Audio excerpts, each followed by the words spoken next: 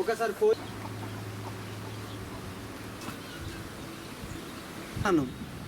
అవి కూడా వాడతానా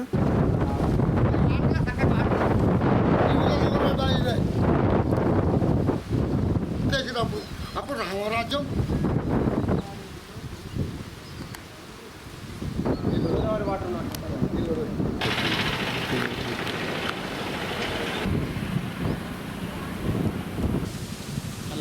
ఏమైతే చెప్పాను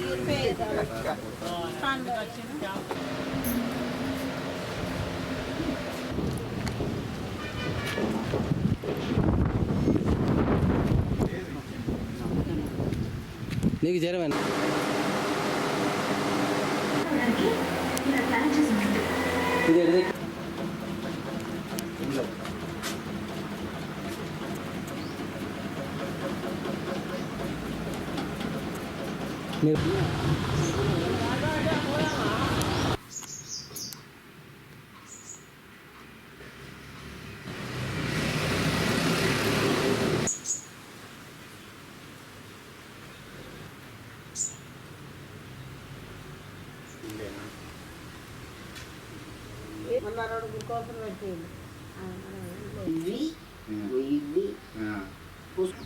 ఇప్పుడు ఈ జ్వరం వచ్చుడితోటి మొత్తం కీళ్ళ నొప్పులు నడవచ్చు లేదు, మొస ఏదైనా తిందామంటే కూడా తినబుద్ధి అవ్వలేదు.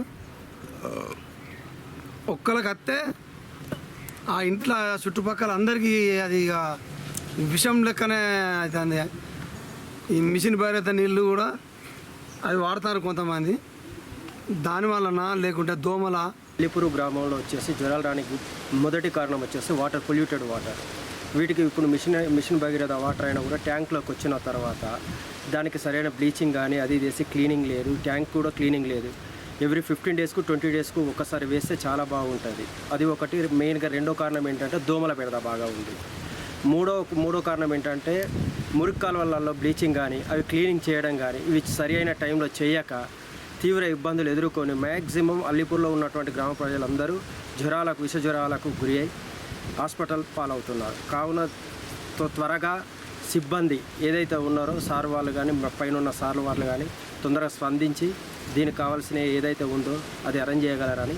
గత 10 రోజుల నుండి విపరీతమైన జ్వరాలు ఇంట్లో ఒక్కరికి వచ్చిందంటే మళ్ళీ ఒకరితోటి ఆగుతలేదు. ఇంట్లో 4 ఉంటే 4, 5 ఉంటే 5 వస్తుంది.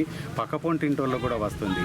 వీళ్ళకి తక్కువైందంటే ఇంకోళ్ళు మళ్ళీ వెనక వాళ్ళకు స్టార్ట్ అవుతుంది. ఇట్లా విపరీతంగా 10 రోజుల నుండి జ్వరాలు వస్తున్నాయి. ఏముంది అసలు దీనికి ఏందనేది పై అధికారులు పట్టించుకోవాలని కోరుకుంటున్నాను. దీనికి హెల్త్ డిపార్ట్మెంట్ వాళ్ళు కానీ దీనికి చర్య తీసుకోవాలని కోరుకుంటున్నా. దీనికి ఏందనే జ్వరాలు వచ్చిందంటే బోన్స్, జాయింట్ పెయిన్స్, నడవడం రావడం లేదు, కూర్చుంటే లేవస్తలేదు, విపరీతంగా బాగా ఇబ్బందులతో ఉంటారు. చాలా ఇబ్బందులు పడతారు జనాలు.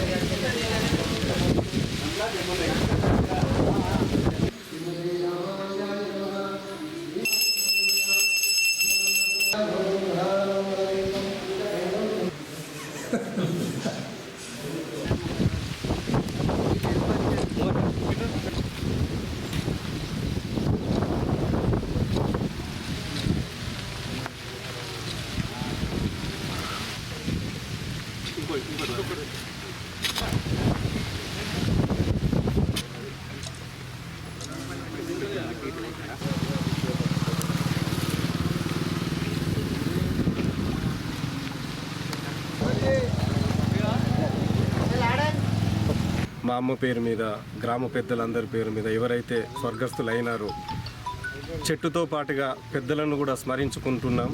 ఇది చాలా ఆనందకరం.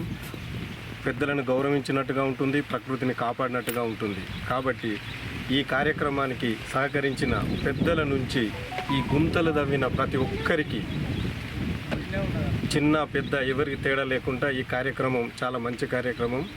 దీనికి సహకరించిన ప్రతి ఒక్కరికి మనసారా కృతజ్ఞతలు తెలియజేసుకుంటున్నాను. నా కొడుకుది కూడా 9వ సంవత్సరం నిన్నటి రోజు ఇది ఆచరించడం జరిగింది.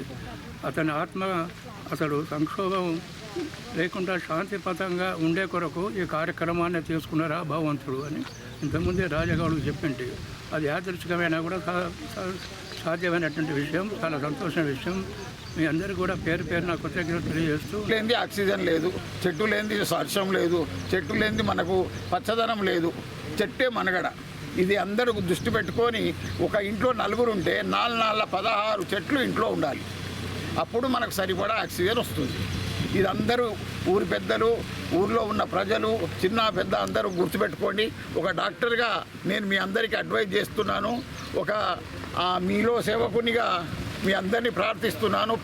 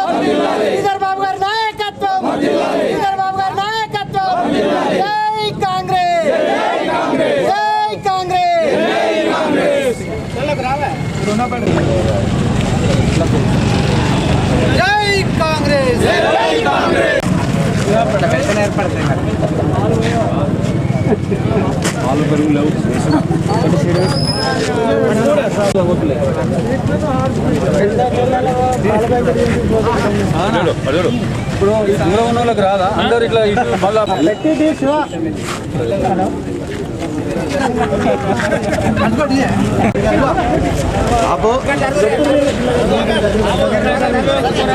అన్నా రైట్ అన్న, థ్యాంక్ యూ.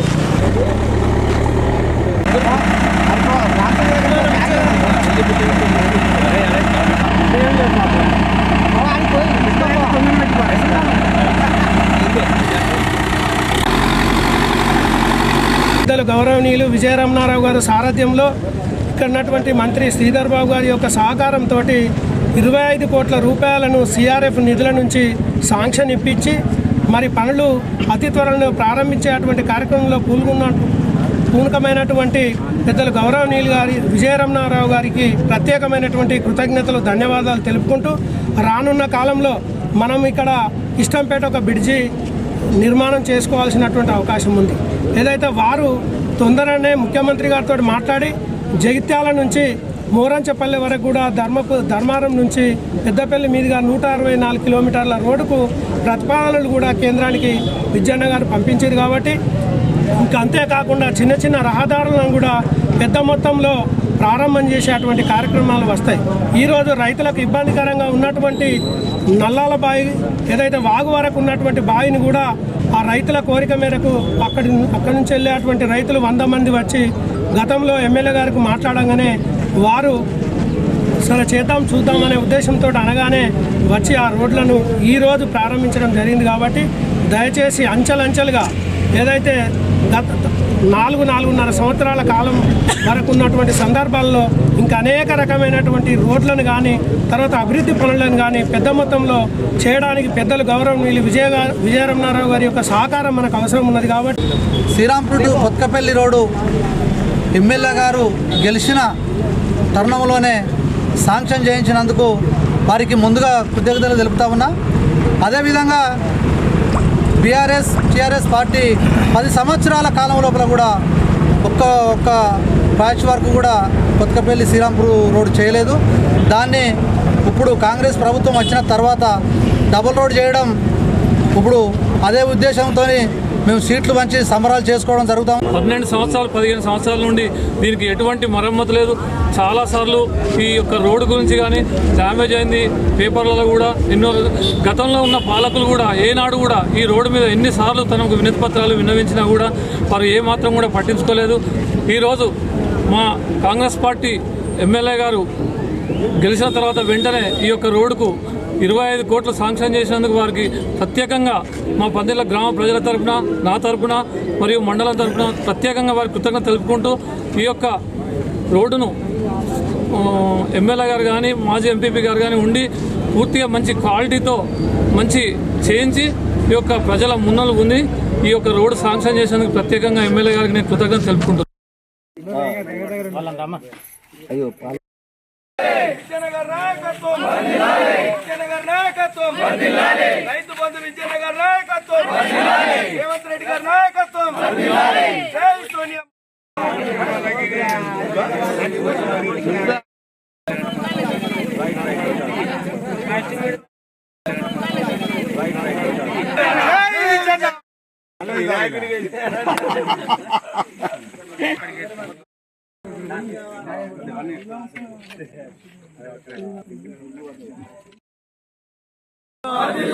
విజయనగర్ నాయకత్వం, రేవంత్ రెడ్డి గారి నాయకత్వం, విజయరమణారావు గారి నాయకత్వం. ఈ నెల 15 తారీఖు నుంచి ఆగస్టు 15 తారీఖు లోపల ఏకకాలంలో 2 లక్షల రూపాయల రుణమాఫీ జరుగుతూ ఉంది. రుణమాఫీ జరిగిన వెంటనే ఇక్కడున్న దాదాపుగా మనందరం కూడా మధ్యతరగతి కుటుంబాలు మనందరూ కూడా రైతు కుటుంబాలు. తప్పకుండా ప్రతి ఇంటికి లాభం జరుగుతుందని మేము ఆశిస్తున్నాం. ఎంతమందికి అయితే రుణమాఫీ అవుతుందో వాళ్ళు వెంటనే ఈరోజు రుణమాఫీ అయిందంటే తెల్లారే వెళ్ళి వాళ్ళు మళ్ళీ రుణం తీసుకోవచ్చు, అప్పు తీసుకోవచ్చు.